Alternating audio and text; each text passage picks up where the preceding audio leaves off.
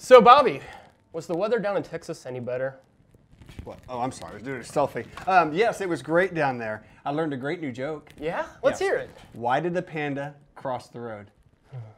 I don't know, Bobby. Why? To take 5th place at Nationals.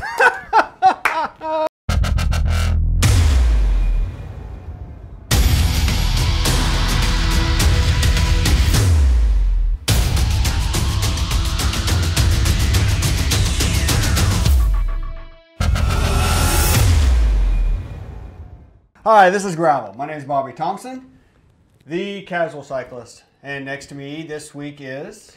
Neil Taylor, the Minister of Gravel. We have nicknames. It's pretty cool. Okay. What's been going on, Neil? Well, this past weekend, we had an awesome event here in town. We did a run and ride with a pancake feed down at Gravel City. That was awesome. We raised some money for Big Brothers Big Sisters. And I finally got to get on my bike and get about 60 miles in as well. So that was fantastic. What was the temperature like? It was pretty nice. We had probably upper 50s this past weekend. Not a lot of wind, so it was pretty awesome, except when we rolled back into town, wind came out of the north and it got a little cold. Nice. Bobby, what have you been up to? Just made it back from Valley View, Texas with Jeff. Texas Chainring Massacre. Had a little fun with the camera on the bike. So I thought maybe everyone out there would like to see how the trip went.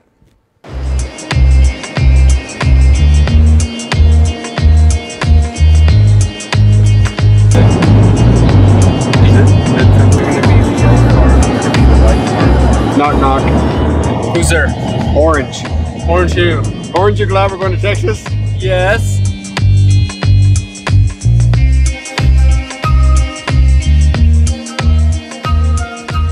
Race warning. Jeff, do you think they have grits? Yeah, I hope so. I've never had grits. Me neither. Is it like oatmeal? Some of the ones told me it's like biscuits and gravy, Huh. but nastier. Hey, Gravel Guru! Welcome to Texas. Happy riding! Absolutely. Guy. Hi. Highland. Hey! And Jeffy as normal. Good luck. Hey, you too. Fine.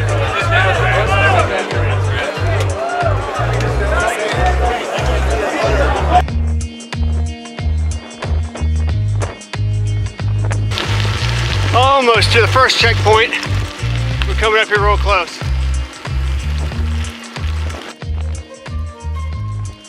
My quest for Jeff continues. I'm guessing he's about a mile up the road, and he sucks for leaving me. But it's pretty cool riding. Today's ride brought to you by the letters O and ouch. Holy crap, there's a lot of wind out here today.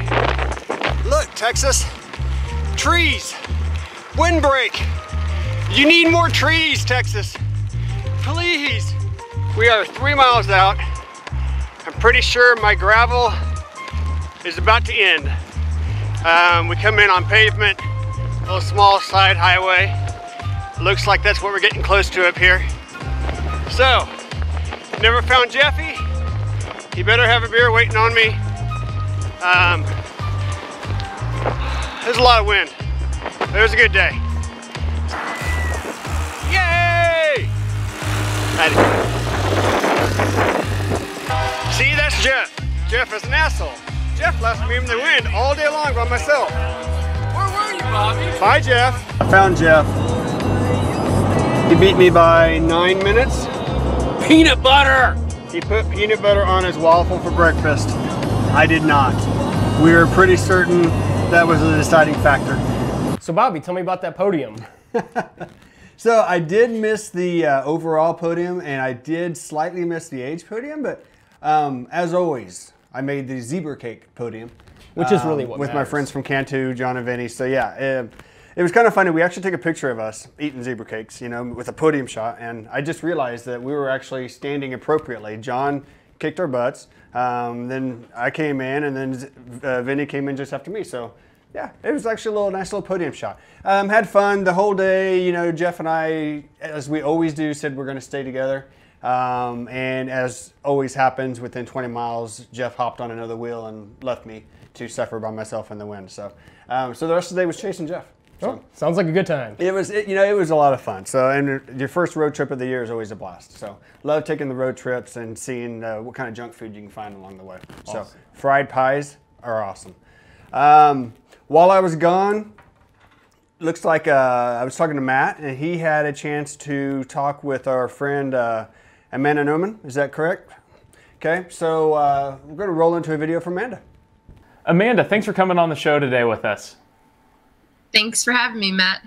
Hey, first off, we want to start out and congratulate you with your 5th place in the Elite Women's category out at Reno. How was that? Thanks. It was a lot of fun. Reno's actually a drive away for me, so Nationals we were actually able to drive to this year, which is rare. A lot of the times we have to fly, like it was in Asheville a couple years ago. So it was really nice to be able to race somewhere that felt like home, really, even though it was still like an 8-hour drive. But I had a lot of friends and family there, and I think that ended up playing a big factor in a really good result because it felt like a big support group there. So it was nice. How has kind of this cross season developed for you, and take us kind of through your season this year? So cross season started pretty much when I came back from Dirty Kansas in June. It took a little break for a couple weeks in June, and obviously I really needed that. And then training kind of started to pick up from there. In July and August, we changed the intensity level, I guess is the best way just to describe it, because a lot of the stuff in spring is just very endurance based and longer miles, longer intervals. And as we start getting closer to cross season, everything's much higher intensity, shorter intervals. It's just a lot harder, like effort wise. And yeah, so it's definitely uncomfortable as we start leaning into cross season, but it's basically just a lot of high intensity stuff every weekend, every other weekend, mostly for a lot of fall into December. So it's very different from the spring for Dirty Kansas training stuff, but I like that it's a nice balance of, I'm not always doing the same kind of training, the same kind of miles. And yeah, season allows me that balance to go hard and back off on the miles and just kind of focus on a different style of racing. Okay, very cool. One thing, I got to take in my first World Cup race going up to Jingle Cross this year up in Iowa City, and that was very much a sight to see and take in. But one thing that I have a question about is going from gravel to cyclocross. Out there on gravel, a lot of times, you can kind of zone out for a while and you're just pedaling and putting the watts down. What is that shift like for you between cyclocross, where I assume you've just got to be fully mentally in the whole time, always picking lines and stuff, to going out to gravel where it's just kind of endless miles? Yeah, that's really describe it. That it's very different in terms of how you're thinking during the event, but at the same time, it's still a lot of the same. And that's what I love about the gravel events is that you're still always thinking. You're still looking at rocks and lines and what's coming up next, and it's not just kind of zoning out on the road all the time. But at the same time, yeah, in cyclocross, the way that you're approaching things is where can I find those extra seconds, where in a gravel event, I'm not looking to like, okay, this line's going to give me 2 seconds here. It's a lot different than I'm just trying to avoid that rock because I don't want a flat. So the way you're looking at everything is definitely different. But in cyclocross, it's of like finding time and how much faster can I go through here. Whereas gravel, it's like more of a focus on being able to zone out, I guess. You're just trying to find those ways where you can just like focus on the road and like, I need to sprint up this or go there. Okay, very cool. And kind of growing on that, how does like cyclocross during the winter months help you for gravel, and how does gravel kind of during the summer help you for cyclocross? Yeah, I think for me, mostly it just creates a good balance.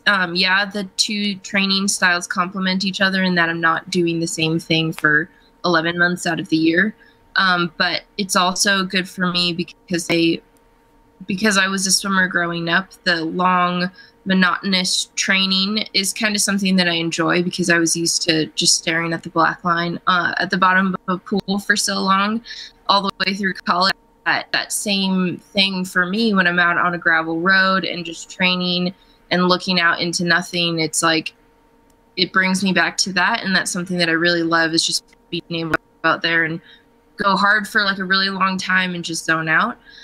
And that is kind of the exact same time of the year that most people should be doing what they call base miles leading up to cyclocross season. So you're trying to create this good fitness block as you're leading into the summer. And so a lot of the times, like the top pros who focus on cyclocross 100%, at that time of the year, they're still doing that long stuff anyways. And so it kind of makes it fun for me because I'm still doing these events, and it gives me something to shoot for instead of just going out on the weekends and riding for hours for no real purpose other than, you know, thinking about cyclocross season in the fall. So, yeah, and then the high intensity stuff during the winter for me is actually really good leading back into the gravel stuff because you're focusing on a different energy system than what you're going to be doing in February, March, April, which is like that long. And so I already have some of that snap leading into it because I've been doing it during cross season. So they complement each other, the two different training styles. Okay, very cool. That's kind of what I assumed with there. Now, talking about the bike for cyclocross versus the bike for gravel, is it the same ride for you during the two seasons, or what type of equipment do you use for gravel? So in the past it has been, and then 9 earlier in 2000 came out with that RLT bike, which is just very gravel specific, and good for long endurance stuff on the road as well. So in the past, I was just riding my cyclocross bike for both and just changing it as needed for fit-wise, you know, probably raising the stem for the longer stuff and just doing a few things here and there to change that geometry a bit. But when Niner came out with the RLT, it's a bike made for these longer endurance events. The way that I describe it is that it's just more comfortable than riding a cross bike for miles on end because that geometry is more, I guess, for just to go fast and just to go forward. And so it's really stiff and unforgiving, and its sole purpose is to make you go forward as quick as possible, whereas the gravel bike, it wants you to be comfortable for as long as possible.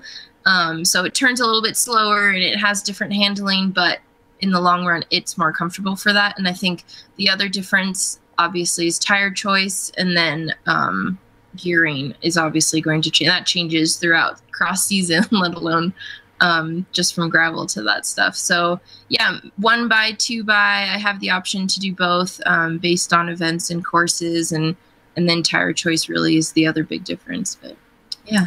Okay. Very cool. Speaking on gravel, do you have anything in the plans yet for 2018, or are you still working on that? So all of that's in the works, which is pretty exciting because I like this time of the year. It gives me the freedom to like go through and talk to other people and other events and try and find things that I haven't done before. And so right now I'm like 90% certain I'll do Land Run in March, which is exciting for me because that wasn't on the table until last week. And then filling in from there, Carmichael Training Systems has some gravel camps and like endurance training camps that I'll be a part of, which are also really nice training for Dirty Kansas. And then, do that from coast to coast, that 200-mile point to point. That's a new one this year that I'm kind of excited about, and it fits nicely leading up to Dirty Kansas. It's like 3 or 4 weeks before. And then Paris to Ancaster is like a more roadie style gravel event, I would call it, in Canada. That's at the end of April, I think, that I'm thinking about. So yeah, it's nice. Right now everything's kind of training and event based leading up to just Dirty Kansas, so we're going to go from there. Very cool. So it sounds like we'll cross paths several times during the season for sure. Yeah. Where can people find more about you, your Instagram? Where can they follow you online? So Instagram is Amanda_Panda_, and Twitter, I've got an extra underscore in the beginning, _Amanda _Panda_. And then Facebook, you can find me and friend me if you want to. We also have a team page for the SDG Factory team, so you can look us up and like that there. Okay, very cool. We'll make sure and link all those in the show description too, so they can follow you. Hey Amanda, thanks for coming on the show today. Yeah, thanks for having me, Matt. Always great to hear from Amanda. Have you had a chance to meet Amanda yet? I have not had the chance yet to meet Amanda. We'll make sure that you get a chance to meet Amanda. We love Amanda. She loves us. It's always great to hear from her. Can't wait to see her down at Land Run 100. It will happen, Amanda. You will make it. I have faith in you. Hopefully we can get some mud for her down there and maybe the temperatures. Some mud only for her, though. Oh, yeah, just right? for Yeah, her just section, for her. right? Okay. There's that lead group rolls out, there's mud everywhere, and then the rest of us mid-packers come through and it's dried out. That'd be fantastic. That's fantastic? Fantastic, yes. Okay. Of course, if we had a pair of, if we had some Panda socks, then we would definitely be wearing those at Land Run, I would say. Wouldn't you say so? I think it would probably improve our I would performance say that would quite a bit. improve our performance, exactly. Amanda, congratulations again, 5th in Nationals. Killer. Matt had a chance to put together a little social media clip with everyone sending in where they've been riding. Love to see that. Matt, what you got? Hey, thanks Bobby and Neil. This is our social media this week from Facebook. Aaron Roberts was out near Scott, Arkansas, just east of Little Rock. He was out planning from the route for the 2018 Arvis Dirty Fondo. Bobby was out checking the snow in northwest Missouri. Jan was out riding in the French Alps. Jessica posted this photo of a great group of riders from here in the Emporia area down at the Texas Chainring Massacre. Kevin was out with Scott and Brad near Livingston, Illinois. Levi was out exploring the eastern Iowa gravel. Check out this awesome sunset that Matt Haney sent in from western Oklahoma. Nick Little was out with some friends enjoying 90 miles of some rails to trails in northern Illinois. Todd Matthews was out exploring the area of Wilton, New Hampshire. Says it was a little slippery out there. Trevor was out exploring the Cedar Valley area near Waverly, Iowa. Thank you to everybody that shares their photos with us every week on Facebook, Twitter, and Instagram. Make sure you're using the hashtag #ThisIsGravel to get them on the show. Back to you, Bobby and Neil. That was awesome, Matt. Thanks. Make sure you guys are following us on social media, Facebook, Twitter, Instagram, YouTube. Follow Gravel Guru.